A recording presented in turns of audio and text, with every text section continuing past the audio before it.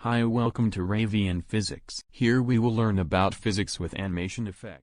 What is physics? That is question for today. And the answer to this question is very interesting. And that is, physics is one of the most scientific disciplines of fundamental science. And its main goal is understand the existence, working, and behavior of our universe. Along with it provides the basic laws and theories to study and understand the universe in an organized manner. Physics deals with the study of matter, energy, and their mutual interaction.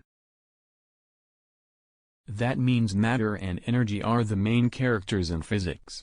Now the question is, what is energy and what is matter? All those things which have mass and occupy physical space are called matter. Matter is measured in kilograms and moles. There are 4 states of matter: solid, liquid, gas, plasma.